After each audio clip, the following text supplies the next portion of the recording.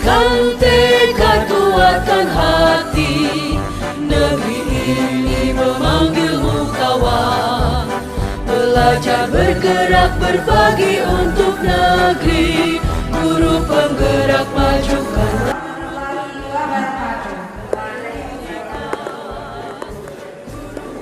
Selamat pagi Bapak Ibu semua. Yang terhormat Bapak Ahmad Nawawi SAG, yang saya hormati Kepala SMP Negeri 1 Ela Hilir, yang saya hormati Bapak Wakil Kepala Sekolah SMP Negeri 1 Ela Hilir, serta yang saya hormati Bapak Ibu Guru SMP Negeri 1 Ela Hilir beserta staf tata usaha. Puji syukur kehadiran Allah Subhanahu wa Ta'ala, berkat rahmat dan karunia-Nya sehingga kita dapat diberikan nikmat sehat, sehingga hari ini kita dapat aksi nyata yaitu pengibasan budaya positif di SMP Negeri 1 Ela Hilir. Bergerak menghamba pada murid, kreatif rancang pembelajaran, hargai potensi, tingkatkan prestasi, lahirkan profil pelajar Pancasila. Belajar, bergerak, berbagi. Untuk bagaimana memfilter anak-anak kita,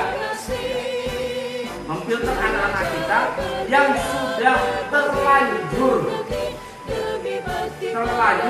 kenal dan akrab, bahkan sampai tidur pun ditemani oleh dunia maya.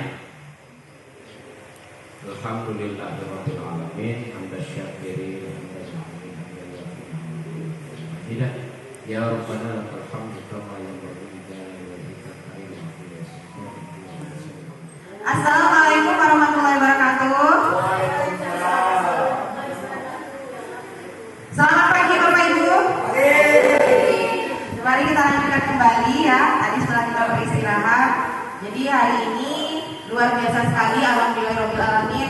Berkat kolaborasi kita yang sangat kompak, berkat dari bantuan Bapak Ibu semua, sehingga saya hari ini bisa melaksanakan aksi nyata modul 1.4 tentang budaya positif.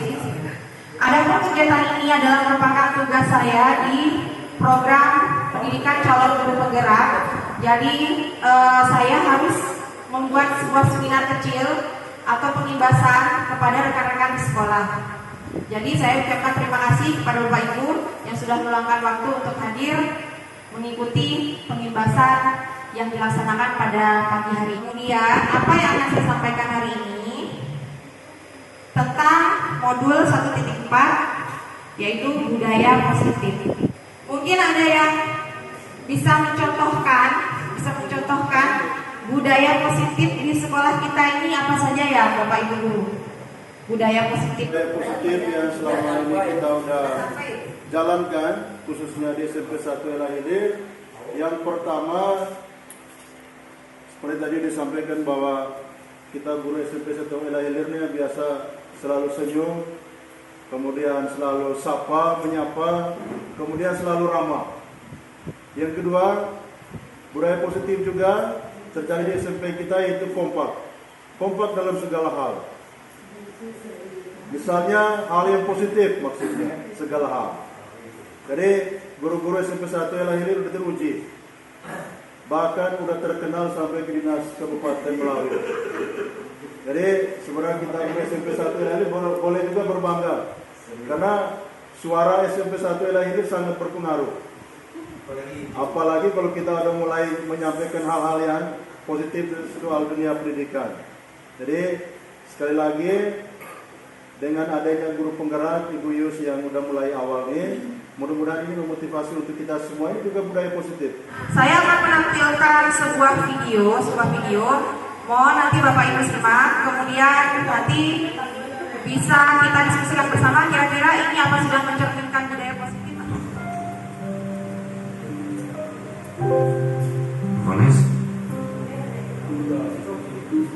begones. Silakan.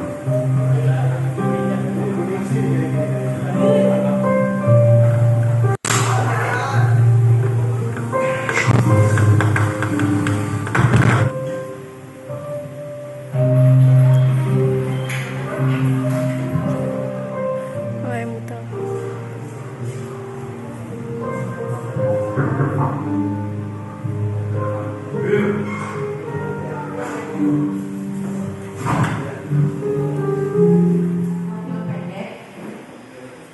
Ini saya ambil karena saya nilai ada kaitannya dengan budaya musik. Kasih untuk video ini saya menanggapi karena kita ini sebagai guru gejolak hati. Tadi saya sudah diskusi dengan Bu Mimi. Gejolak saya sebagai guru, pertama saya sebagai guru ingin mendisiplinkan anak. Kemudian di satu sisi kalau lihat keadaan seperti ini kan kita sebagai guru kan juga manusia, punya hati nurani kan. Disitulah peran kita sebagai guru di mana saat itu kita menerapkan disiplinnya, di saat itu juga kemanusiaan kita bekerja. Bagaimana cara kita menyikapi keadaan tersebut? Jadi saya ingin menanggapi video tadi, ya kita sebagai guru atau pendidik jangan mudah mengambil sebuah keputusan gitu. Kita harus tahu, apalagi seperti kasus tadi, kita harus tahu apa sih sebabnya, ya. Kita harus tanyakan dulu, ya. Di situ kan kita akan tahu, kita akan bisa memberi solusinya, kan. Soalnya tidak mungkin murid bisa tiap hari telat gitu kan, kalau tidak ada masalah yang benar-benar penting gitu. Jadi kita harus menanyakan terlebih dahulu, ya, apa permasalahannya.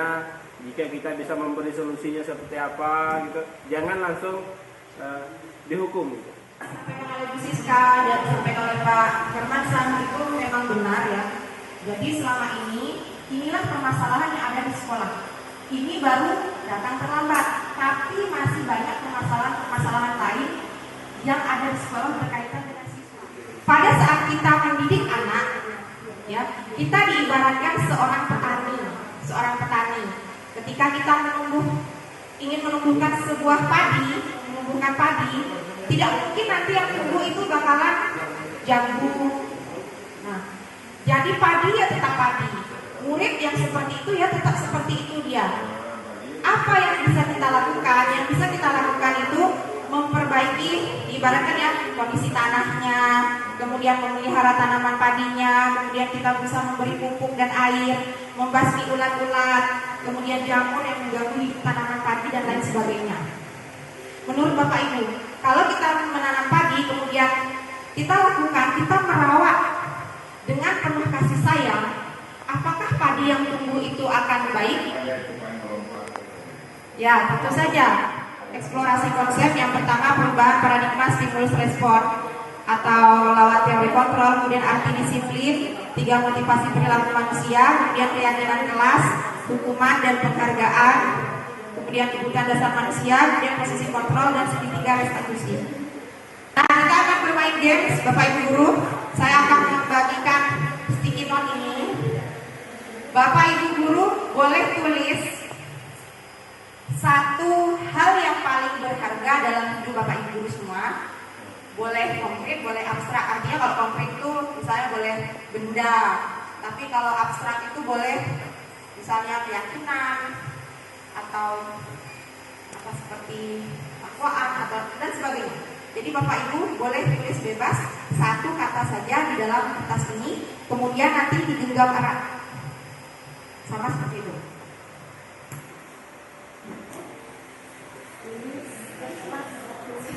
Yang paling berharga suami, anak, atau istri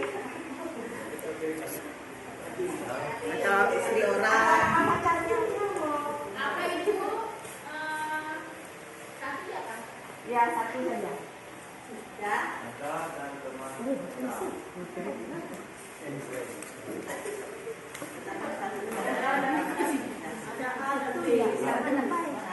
Pesannya nulis apa yang paling berharga dalam hidup.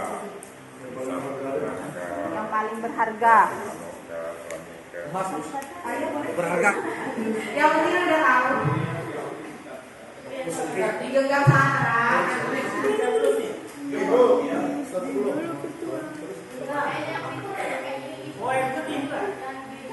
Tidak.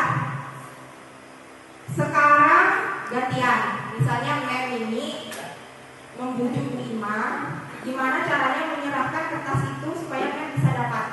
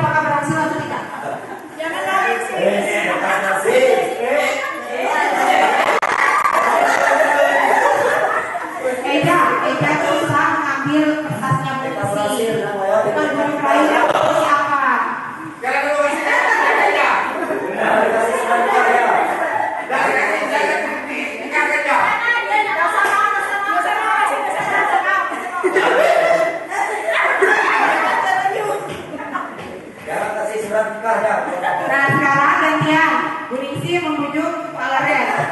Langsung sodok ya.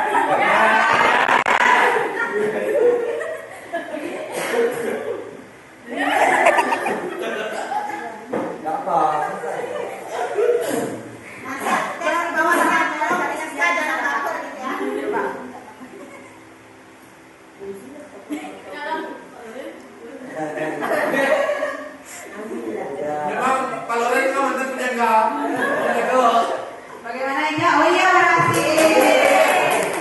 Ya boleh kembali ke tempat duduknya. Makasih Pak Loren dan Bu Ningsi. Ya bergerak saja.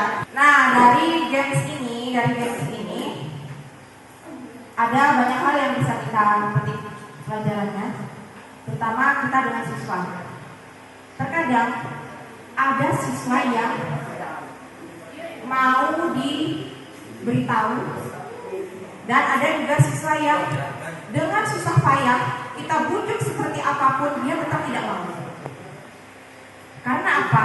Karena dia sudah memiliki nilai atau keyakinan dalam dirinya bahwa inilah keyakinan saya. Nah ini dari pendidikan guru penggerak kami diubah pola pikirnya jadi perubahan paradigma. Kalau dulu stimulus respon jadi ada misalnya kejadian kemudian respon kita seperti apa. Nah sekarang kita beralih ke teori kontrol. Ya, teori kontrol. Jadi guru ini harus memiliki teori kontrol bagaimana sih caranya supaya kita bisa mengontrol murid. Nah, kalau yang di stimulus respon kita mencoba mengubah agar orang berpandangan sama dengan kita. Apakah kita bisa mengubah pandangan orang lain sama dengan kita? Bisa. Nah, tidak bisa kan. Kemudian perilaku buruk dilihat sebagai suatu kesalahan. Ya memang saat ini saya juga menganggap jika murid saya berperilaku buruk itu memang salah. Nah, mari kita bandingkan dengan teori kontrol yang samping. Perilaku buruk dilihat sebagai suatu kesalahan, teori kontrolnya semua perilaku memiliki tujuan. Kita harus tahu apa sih tujuan anak ini dia melakukan perilaku demikian. Nah itu. Kemudian kalau stimulus respon, orang lain bisa mengontrol saya. Yakinkah kita bisa dikontrol oleh orang lain? Kalau kita bilang tidak mau, ya tidak mau, tidak bisa. Kita memaksa. Kemudian kalau teori kontrol hanya Anda yang bisa mengontrol diri Anda.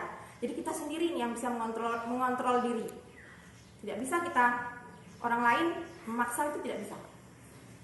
Kemudian pemaksaan ada pada saat rujukan gagal. Kemudian sana kolaborasi dan konsensus menciptakan pilihan-pilihan baru. Selanjutnya di sini model berpikir menang kalah. Jadi saya sebagai guru saya harus menang. Tidak boleh saya kalah dari murid saya.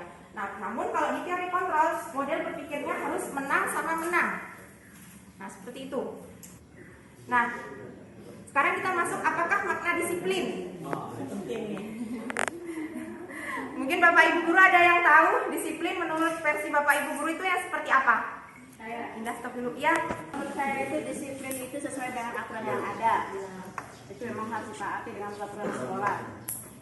Kedua, menerapkan disiplin bisa lembut bisa keras. Jadi kembali ke karakter anak. Itu pendapat dari saya. Baca masukan. Kalau dulu saya juga beranggapan seperti ini, disiplin itu adalah kita berusaha taat dengan aturan, taat dengan peraturan yang ada, jadi kita tidak boleh melanggar peraturan itu. Nah, sedangkan ternyata makna kata disiplin berasal dari bahasa Latin yang artinya adalah belajar. Murid itu belajar untuk bisa menaati peraturan. Murid belajar di sekolah untuk bisa belajar dari kesalahannya. Nah, inilah yang dinamakan disiplin. Jadi disiplin itu belajar ternyata artinya. Belajar. Namun yang sering disalahartikan bahwa dalam budaya kita makna kata disiplin telah berubah menjadi sesuatu yang dilakukan seseorang pada orang lain untuk mendapatkan kepatuhan. Kemudian kecenderungan umum adalah menghubungkan kata disiplin dengan ketidaknyamanan, bukan dengan apa yang kita hargai atau pencapaian suatu tujuan mulia. Jadi disiplin itu kayaknya itu sakit sekali, ya, sepertinya itu sakit sekali. Padahal disiplin itu sebenarnya menurut teori yang sudah saya pelajari bahwa lebih kepada belajar untuk diri sendiri. Nah, kemudian ada teori motivasi perilaku manusia. Ada 3. Jadi jika kita ingin melakukan disiplin, kegiatan disiplin itu ada 3 motivasi. Ada motivasi eksternal, ada 2, nomor 1 dan 2 itu eksternal. Kemudian ada motivasi internal atau tujuan disiplin positif. Ada yang eksternal dan internal.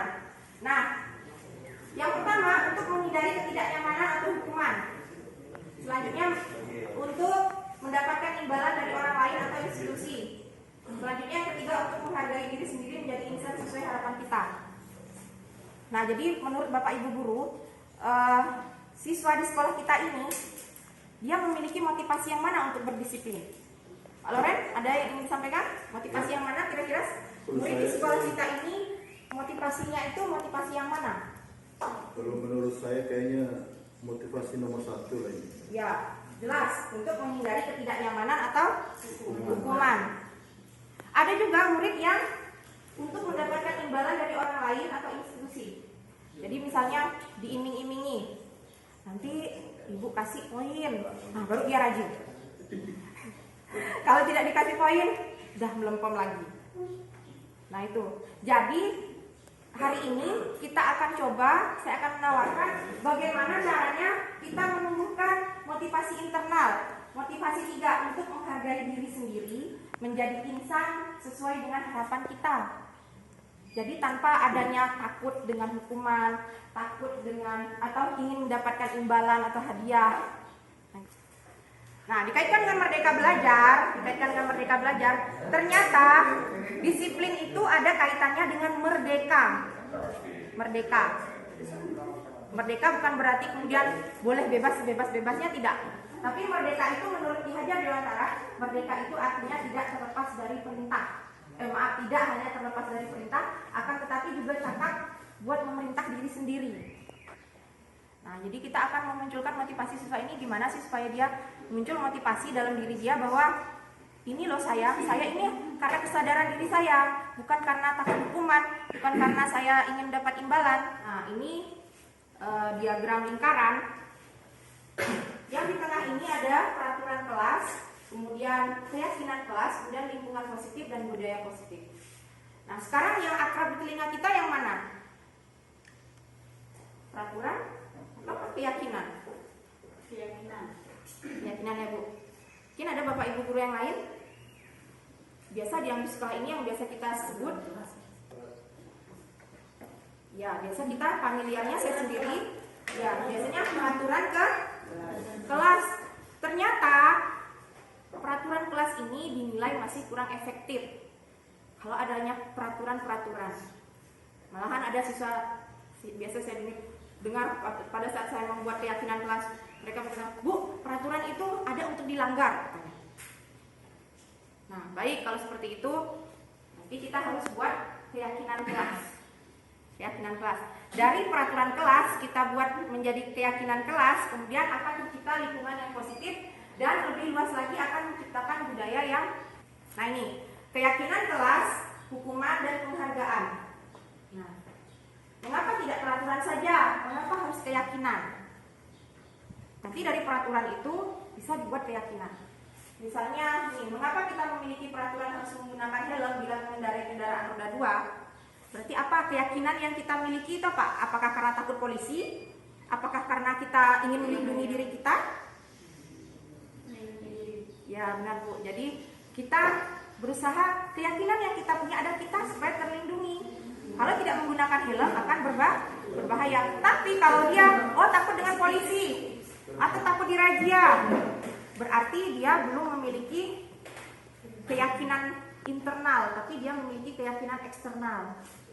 Sama juga mengapa kita memiliki peraturan 3M, menggunakan masker, mencuci tangan dan menjaga jarak 1,5 meter? Apakah karena takut ada pemeriksaan atau razia? Nah, tapi sebenarnya apa keyakinan yang kita punya kalau kita menggunakan masker?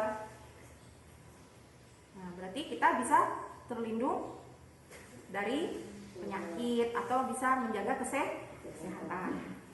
Yang mana yang merupakan keyakinan kelas? Mengapa? Ada gambar A dan gambar B. Gambar A ini kesepakatan kelasnya datang tepat waktu, mengucap salam, menjaga kebersihan sekolah, berdoa sebelum dan sesudah kegiatan, aktif dalam pembelajaran, kemudian tertib. Kemudian ada juga kesepakatan kelas yang B, kami guru dan murid yang saling menyayangi.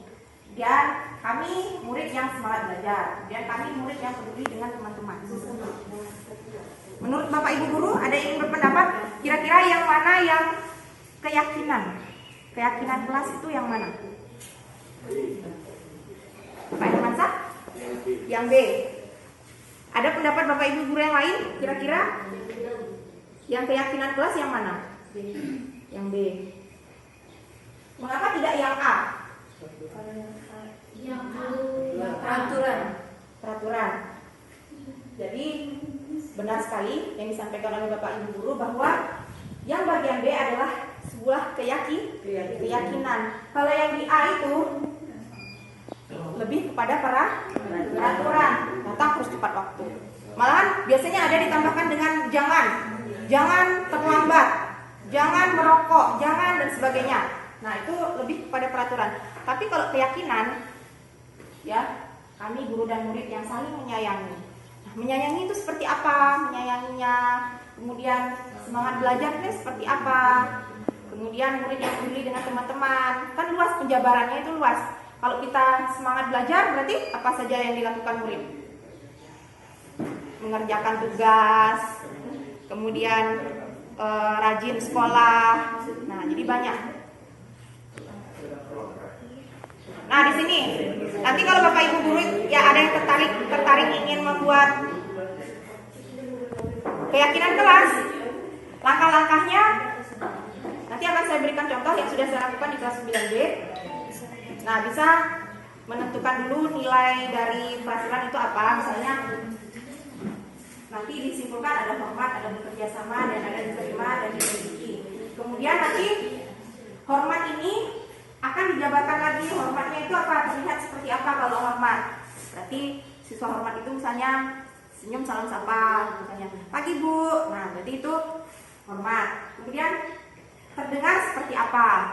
Terdengarnya. Kemudian berperilakunya itu seperti apa? Nah, kemudian ada tabel T juga. Nah, hormat bekerja. Hormat itu tampak seperti yang bagaimana? Kemudian hormat itu tidak tampak seperti apa? Nanti akan ada contohnya. Nah, nanti Bapak Ibu guru jika di kelasnya ingin membuat keyakinan kelas, maka nanti mereka kan ada tuh memberikan saran. Oh Bu, selalu kembalikan buku ke tempatnya. Berarti keyakinannya apa nilainya? Kalau kita mengembalikan buku yang sudah dipinjam ke tempatnya, berarti itu nilainya apa ya? Tanggung, bisa tanggung jawab. Kemudian dilarang mengganggu orang lain.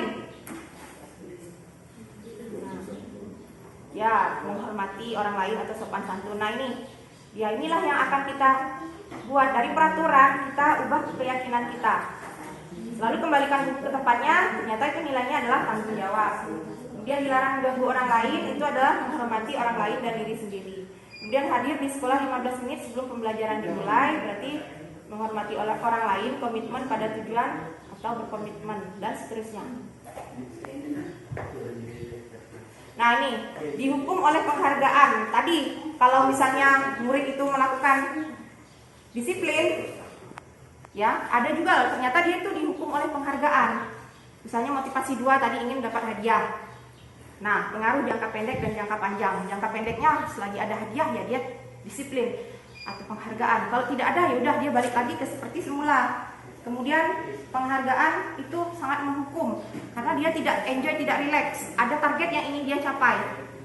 Kemudian penghargaan itu mengurangi ketepatan. Penghargaan tidak efektif dan penghargaan itu merusak hubungan. Apalagi kalau misalnya ada yang dapat hadiah, ada yang tidak. Jadi nanti ada yang iri dan sebagainya. Hukuman dan konsekuensi.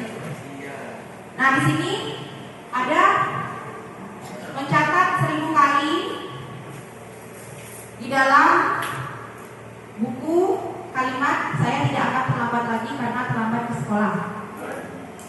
Lari mengelilingi lapangan basket 2 kali karena terlambat hadir di sekolah. Murid diminta untuk push up 15 kali karena tidak menggunakan masker. Mengganti kertas tugas teman yang telah dicoret-coret. Membersihkan tumpahan air di meja tulis karena tersenggol pada saat belajar.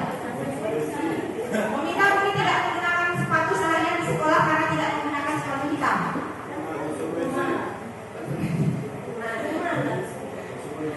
Kemudian lari mengelilingi lapangan basket 2 kali karena terlambat 10 menit untuk pelajaran PJOK.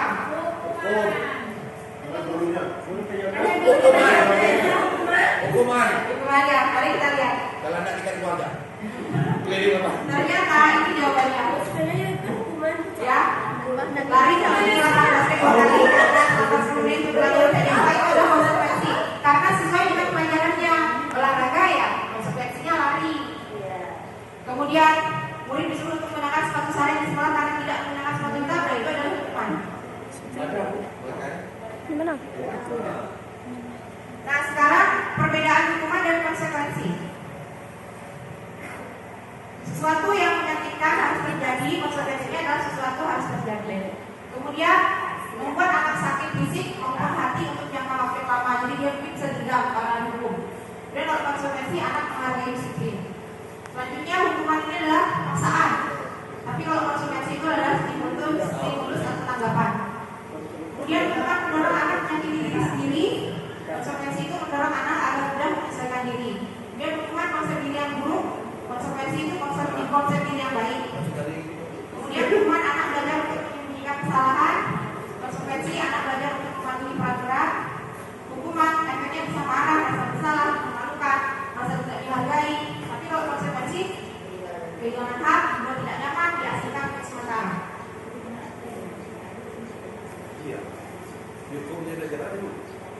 dari semua.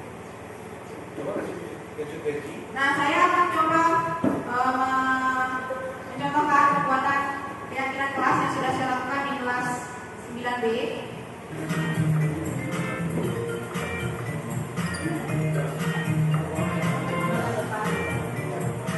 Nah, ini adalah pembagian sticky note. Sticky note ini untuk menuliskan apa yang mereka inginkan di kelas mereka. Jadi mereka sendiri yang menulis.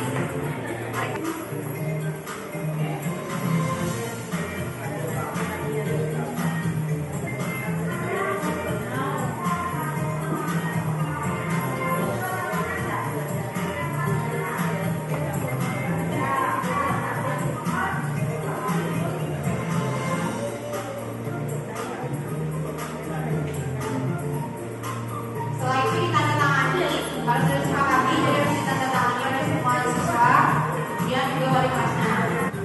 Nah, ini proses sistem pembuatan keyakinan kelas pendalaman materi dengan tabel T, pendalaman keyakinan dengan tabel T. Jadi misalnya siswa, kami ada siswa yang bergotong royong itu jawaban gotong royong itu apa? Misalnya saling membantu teman ketika kesulitan, tidak tampak seperti kue, bodoh, nah seperti itu. Nah, ini tanggung jawab seperti apa dijabarkan lagi.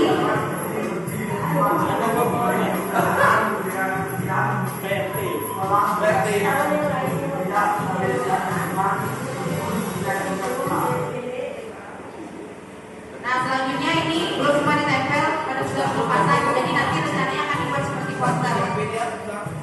Nah, ini tabel Y. Tabel Y ini dihasil dari tampak seperti apa kemudian dirangkum ke dalam tabel Y. Kemudian dipresentasikan kembali. Ada pemetaan pembuatan tugas saya, tugas kamu. Jadi tugas guru itu apa? Tugas murid itu apa? Jadi mereka yang menentukan.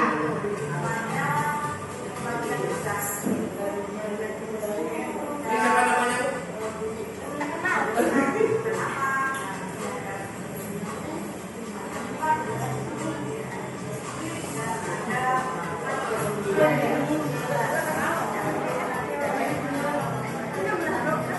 Nah, kalau sudah jadi nanti Bapak Ibu bisa dibuat menjadi seperti poster seperti ini kemudian ditempel di kelas.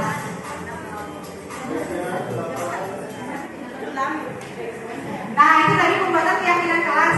Jadi begini Bapak Ibu, kalau ada siswa yang melanggar peraturan, kita tinggal tanya apa keyakinan di kelas kita. Misalnya dia tidak mengerjakan PR.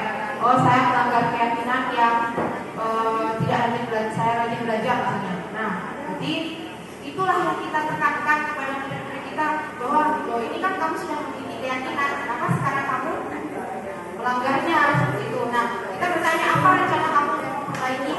Nah, ini kebutuhan dasar manusia. Sedikit lagi kebutuhan dasar manusia. Ternyata murid itu jika melakukan kesalahan itu ternyata dia memiliki kebutuhan dasar. Yang tengah ada survival atau kebutuhan untuk bertahan hidup, ya. Berarti kita perlu makan, minum. Nah, itu adalah survival. Itu berarti memang sudah tuntutannya, memang sudah tidak biasa lagi. Nah, ternyata ada kebutuhan dasar manusia itu cinta dan kasih sayang atau diterima, kemudian perasaan, ada kebebasan, ada kesenangan. Nah, jadi untuk memenuhi kebutuhan itu terkadang ada siswa yang melakukan hal-hal yang tidak benar. Jadi yang memenuhi kebutuhannya ada dua macam cara yang positif dan cara yang negatif. Nah, tapi kalau yang mempunyai kelebihan gerak aktif, saya biasa dia melakukannya dengan hal-hal yang negatif. Jadi kita harus tahu apa sih kebutuhan. Bilang aku tidak boleh bersenandung sewaktu mengerjakan tugas. Katanya kelas harus tenang, tidak ada suara. Padahal kan aku sangat senang menyanyi. Menurut Bapak Ibu nih, murid ini kalau kita menjelaskan kemudian dia bersuara atau ngomong sendiri, nah ini kan agak kurang lebih nih. Kebutuhan apa sebenarnya yang ingin dia penuhi? Ya, jadi kesenangan kan? Ya. Nah, sekarang lanjut ke 5 posisi kontrol. 5 posisi kontrol. Jadi di sini sudah dipilah ada pembuat merasa bersalah, ada teman, ada pemantau, dan ada manajer. Jadi Bapak Ibu guru boleh pilih nih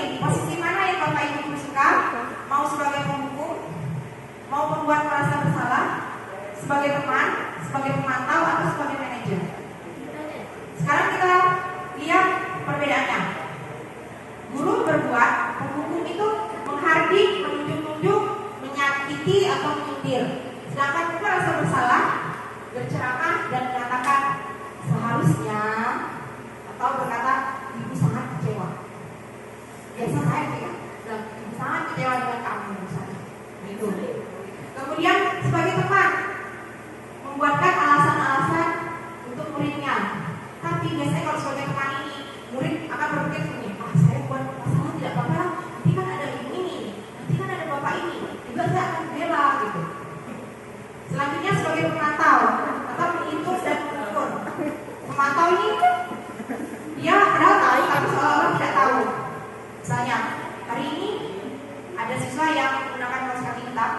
Misalnya hari ini kamu menggunakan kaos kaki warna apa? Jadi jawab hitam, Bu. Kalau hitam itu bagaimana? Ini hari apa? Oh, ini hari Kamis, Bu. Berarti sesuai tidak? Tidak sesuai. Nah, itu guru hanya sebagai pemantau. Nah, tingkat yang paling tertinggi posisi kontrol sebagai guru itu adalah sebagai manajer. Manajer atau manajer. Di sini sudah dijelaskan menghukum dan membuat merasa bersalah itu sebagai kontrol yang membuat siswa identitas gagal. Selanjutnya,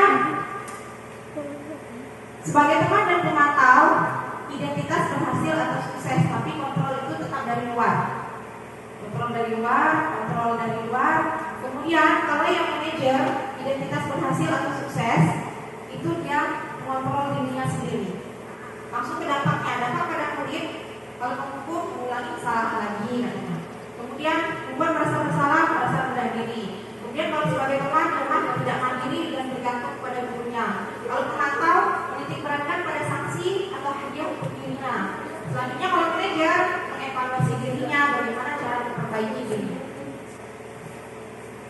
Bertanya pada diri, di mana posisi saya? Di mana posisi saya? Jadi terus terang Bapak Ibu, saya juga biasa sebagai penghukum, juga sebagai pembuat rasa bersalah. Sebagai teman jarang, kemudian sebagai pemantau juga jarang. Apalagi sebagai manajer, itu baru tahu ilmunya.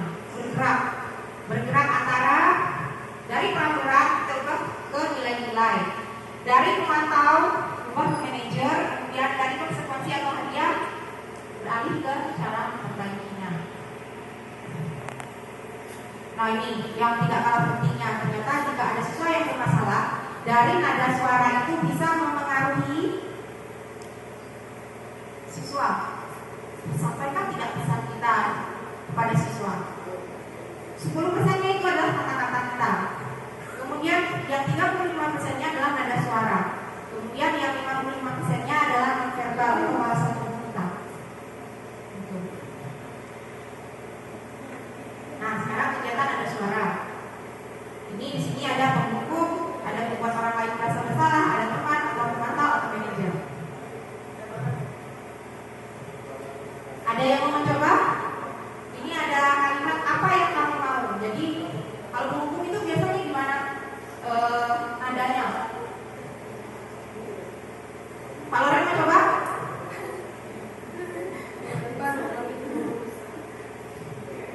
Biasanya kalau penghukum ini kan contohkan saja ya. Apa yang kamu mau? Mau tanya apa?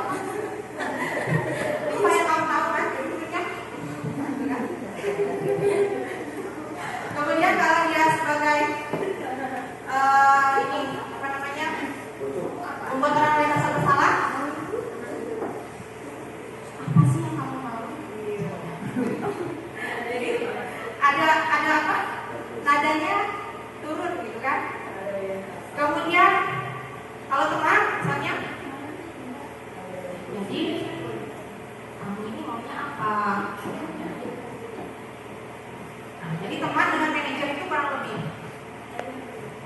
itu posisi kontrol.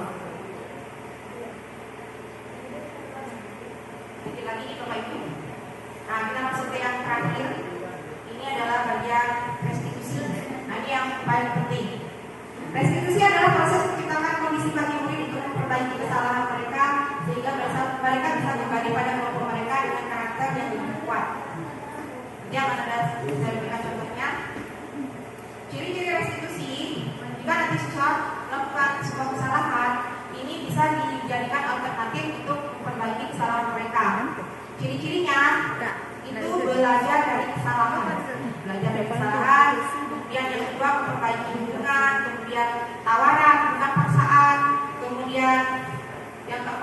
restitusi menuntut untuk melihat ke dalam diri.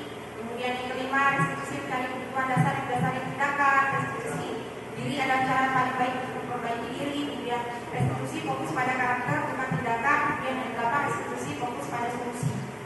Jadi ada dua kata kunci, belajar dari kesalahan dan mencari solusi.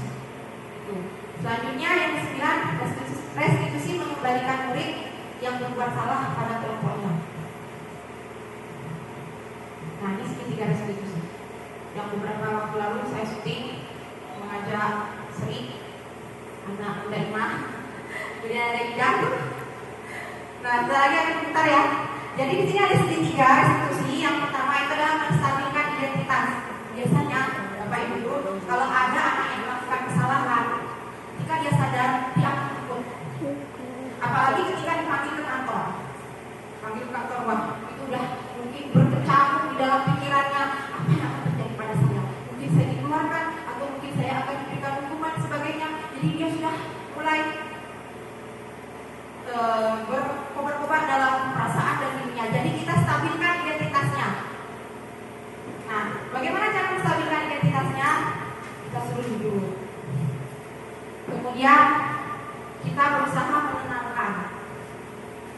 Oh, kesalahannya demikian. Biasa itu Bapak Ibu juga, ibu juga pernah dipanggil di kantor. Nah, jadi keberadaan ibu di sini untuk mencari solusi permasalahan kamu. Jadi dia agak cool down, agak tenang. Nah, agak tenang. Kemudian berlanjut lagi ke validasi tindakan yang salah. Setelah kita tenangkan dia, kemudian kita validasi tindakan salah, kita tanya, menurut kamu kalau tidak mengerjakan PR itu bagaimana? Pasti dia bilang salah. Ya, salah kan, tidak mengerjakan PR.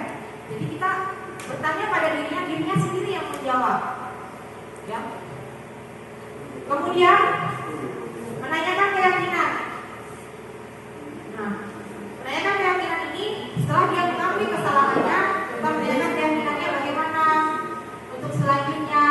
Kamu ingin jadi orang yang seperti apa? Kamu maunya bagaimana untuk memperbaiki hal ini? Nah, jadi ini ada menanyakan keyakinan. Tapi kalau misalnya tadi barangkali dulu, mau yang validasi dulu, mau yang menanyakan dulu, mau yang menstabilkan, barangkali itu tidak salah. Nah, ini menstabilkan identitas. Apa yang dikatakan? Berbuat salah itu hal yang manusiawi. Kemudian kita juga bisa mengatakan tidak ada manusia yang sempurna. Atau Bapak Ibu juga buat salah. Atau kita pasti bisa menyelesaikan permasalahan ini. Atau Bapak Ibu tidak tertarik untuk mencari tahu siapa yang benar, siapa yang salah. Bapak Ibu lebih tertarik untuk menyelesaikan masalah. Kemudian kalau kamu menyelesaikan dirimu sendiri terus-menerus, apakah kamu bersikap baik pada dirimu sendiri? Nah, ini tahap tadi perubahan tadi yang panik siswa itu kan. Nah, kemudian ini validasi tindakan yang salah. Baru kita masuk ke permasalahan yang murid alami itu. Guru bisa berkata, kamu bisa saja melakukan hal yang lebih buruk, tapi kamu tidak melakukannya. Kamu pasti punya alasan mengapa melakukannya. Kita punya alasan. Kemudian apa yang penting bagi kamu? Kemudian kamu boleh tetap berusaha menjaga sikap itu, tapi tambahkan sikap yang lain yang baru. Maukah kamu belajar cara lain untuk mendapatkan yang kamu butuhkan tanpa harus memukul? Atau apakah kamu bisa melakukan yang lebih baik besok lagi? Nah, sekarang menanyakan keyakinan. Apa nilai yang kita percaya di kelas atau di sekolah? Nilai dibandingkan keyakinan apa yang telah kita sepakati tadi itu dengan terkaitan dengan keyakinan kelas. Terus kelas yang ideal itu seperti apa sih? Kamu ingin jadi anak yang seperti apa? Kemudian apa yang kamu rasakan ketika kamu melakukan itu? Kemudian menjadi orang yang seperti apa? Nah, sebelum dia meninggalkan kita intervensi dia 30 detik. Saya pun belum hafal nih. Apakah kamu ingin berubah lebih baik? Apakah saat ini kamu sedang menjadi orang yang sedang kamu inginkan? Apakah kamu sedang mengubah kegiatan atau perilaku kamu saat ini menjadi sikap yang lebih baik atau membantu? Apakah wajar dan seterusnya? Intervensi 30 detik. Nah, baik. Segitiga restitusi akan saya contohkan bersama murid-murid saya. Nah, saat itu Sri sedang Langsung saja kita pada skenario kasus 1. Indah dan Sri datang ke sekolah terlalu pagi. Indah berinisiatif membersihkan ruangan dan menyapu kelas. Saat itu, Sri sedang menggambar dan membuang kertas di lantai. Karena ia berpikir kertas tersebut akan disapu oleh Indah, namun Indah merasa marah dan kecewa serta melaporkannya kepada guru. Guru pun mendampingi untuk melakukan restitusi. Pada saat Indah sedang menyapu, kemudian Sri membuang sampah di lantai. Apa bilang itu Sri? Benar. Oh, baiklah. Apa namanya? Nah, kita harus sampaikan identitas.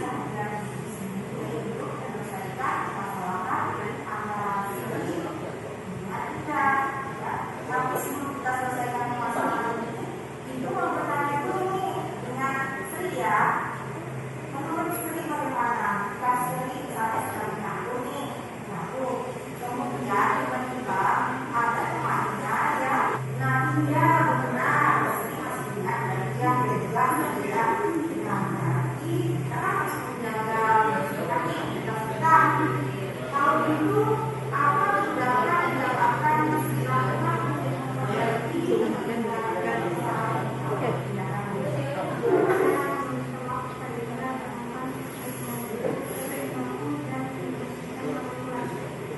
konsekuensinya berarti Sri harus membantu Indah menyapu. Jadi ini sakit dari teman. Jadi harus diselesaikan ya. Perhatikan tadi Indah dengan Sri.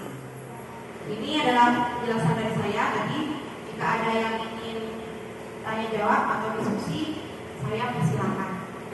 Assalamualaikum warahmatullahi wabarakatuh. Terima kasih atas kesempatan yang diberikan Ibu. Mendengar arahan mengajar itu ibaratkan kita seperti bertani bertanam kan.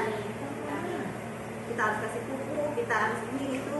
Sementara kalau menurut saya anak datang ke sekolah dengan dia itu sudah tumbuh, udah ada dasarnya dulu, udah jadi dulu gitu. Kita tidak bisa kita tanam itu kita karena itu sudah tumbuh, bukan kita dikasih benih kemudian kita nanam sendiri. No, itu bukan kayak gitu. Kita melanjutkan apa yang sudah tumbuh gitu. Kalau menurut saya kayak gitu. Jadi menanam dengan melanjutkan yang sudah tumbuh itu beda. Susah, lebih susah melanjutkan yang sudah tumbuh daripada kita nanam sendiri. Jadi kayak gitu respon saya. Yang disampaikan oleh Mbak, terima kasih atas tanggapannya. Jadi tadi saya menanggapi yang menanam padi tadi itu. Nah, Ki Hajar Dewantara mengibaratkan guru itu seperti menanam padi. Nah, benihnya itu kan memang sudah ya benihnya seperti itu dengan sifat dan karakternya yang demikian. Jadi karena ini kita hanya saya sepintas saja di modul 1.4 untuk yang berkaitan dengan benih, sikap dasar murid atau siswa itu ada dipelajari di modul 1.1. Di modul 1.1. Jadi murid itu datang dengan dua kodrat. Ada kodrat alam dan ada kodrat zamannya. Kodrat alam, siswa itu dilahirkan sudah dengan ada sifat atau karakternya, tapi dia belum jelas. Nah, jadi tugas siapa untuk memperjelas karakter itu? Tentu saja karakter yang baik itu adalah tugas gurunya. Jadi murid itu ada kodrat alam dan kodrat zaman. Kodrat alam itu dia dari latar belakang keluarganya, kemudian dia di sekolah, tentu memiliki sifat baik dan sifat buruknya. Nah, sebagai guru harus bisa menonjolkan sifat baiknya. Jadi yang sifat buruknya itu kalau bisa dikurangi, tapi bukan berarti kita bisa hilang sekaligus ya. Nah, kemudian kodrat zaman. Dulu kita sekolah tentu berbeda, zaman kita dengan zaman anak sekarang itu juga jelas berbeda. Makanya dalam pendidikan guru penggerak ini selalu ditekankan bahwa ayo kita guru-guru untuk bisa mendidik dan mengajar disesuaikan dengan zaman kita. Tidak bisa mendidik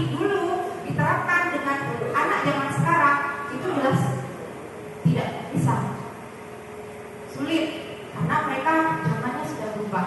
Mungkin nanti 10 tahun, 20 tahun lagi sudah beda lagi karakter siswa.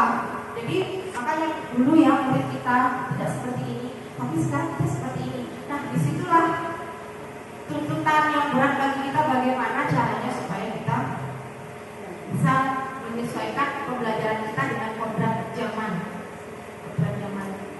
Kalau dia yang contoh sederhana itu cuma kaos kaki dia hitam, Yuda gitu, Yuda ini kan, iya mem ya saya tahu nanti besok saya pakai, besok dia pakai kaos kaki hitam lagi, nanti tegur lagi iya mem, iya saya besok hitam lagi. Ya itulah ya dilema kita ya. Jadi untuk menurut saya ya, walaupun saya sendiri juga sama kan, kadang ada kaos kaki hitam udah dikasih tahu jangan pakai hitam, besok ulang lagi, besok ulang lagi. Nah namanya karakter itu semuanya perlu proses, berproses. Menjadi sebuah budaya positif dengan tertib menggunakan seragam itu yang namanya kalau sudah budaya itu berarti kegiatan yang terus menerus kita sampaikan. Jadi tidak bisa langsung instan langsung kita beritahu besok ulangi lagi. Memang membutuhkan jangka waktu yang sangat panjang, memang sulit karena dia sudah memiliki keyakinan tadi itu, keyakinan sama seperti kita menggenggam tadi itu. Kalau dia tidak mau ya tidak mau, tapi ya caranya gimana? Paling tidak kita sudah berusaha. Ada lagi Mem? Atau bapak ibu yang lain? Ini sharing saja sih. Oke, saya. Baik, terima kasih. Kalau soal sharing tadi dari beberapa yang telah Ibu sampaikan, bahwa sebenarnya tergantung kita mau apa enggak. Itu yang pertama. Karena kalau soal sharing, saya ini juga dulu sekolah di swasta. Jadi sekolah swasta ini peraturan itu sama dia. Entah dia mau ikut apa enggak, yang penting itulah aturannya. Jadi seperti tadi contohnya kaos kaki putih atau hitam itu, kalau memang aturan itu harus pakai Senin, Selasa, Rabu harus pakai yang warna itu. Jadi semua harus, karena semua harus ditertibkan. Mengapa bermasalah di sekolah negeri? Karena yang pertama itulah tadi mungkin kelonggaran-kelonggaran dari pihak atasan atau negara. Karena kalau swasta kan dia punya aturan sendiri. Kalau di negara ini punya aturan sendiri misalnya. Datang ke sekolah negeri semuanya diberi kebebasan. Salah satu contoh kebebasan, siswa tidak perlu bayar biaya, misalnya biaya sekolah. Itu yang jadi permasalahan. Kalau di swasta kenapa mereka tertib? Karena mereka memberi biaya, atau siswa memberikan keuangan untuk membayar tenaga guru dan seterusnya. Tapi kalau di negeri kan enggak. Itu yang jadi masalah. Akhirnya mental anak-anak, jadi sekolah pun naik kelas. Ini pikiran siswa. Jadi bukan ini yang berdua ini tidak perlu nanti ceritakan dengan kawannya. Di SMP kita naik sekolah naik kelas. Nilainya rendah pun naik kelas. Kenapa?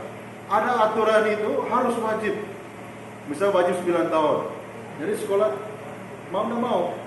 Yang penting dia sekolah atau dia nggak pernah sekolah pas ulangan masuk naik. Ya. Ini jadi dilema kita di sekolah negeri. Tapi sekolah swasta yang saya alami tidak seperti itu. Kalau dia memang sekolah tidak memenuhi kriteria, nggak bisa naik.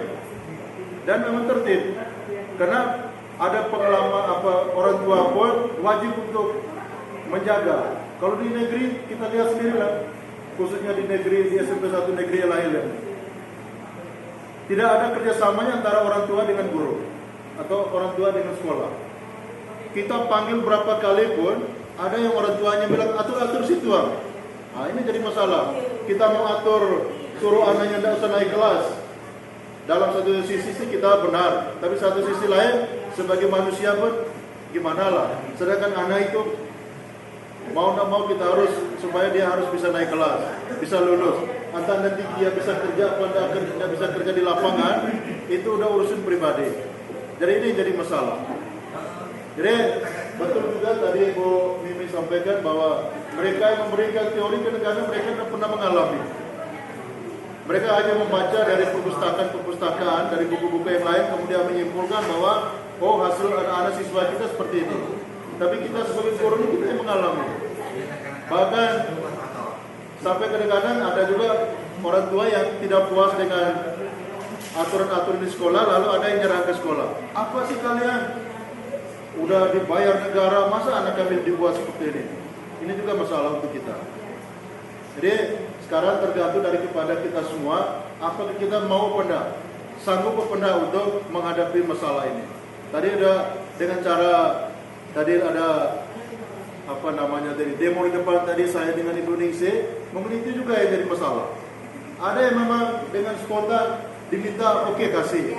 Ada yang memang setengah mati, dirayu pun tidak mau. Apalagi dirayu pakai duit pasti tidak mau juga. Kenapa? Hatinya udah keras. Jadi siswa kita pun ada yang seperti itu. Ada yang memang disentuh hatinya mungkin dengan omongan, dengan apa langsung mau. Tapi ada dirayu berapa kali pun, disuruh berapa kali pun ada yang mau. Jadi tergantung dari kita.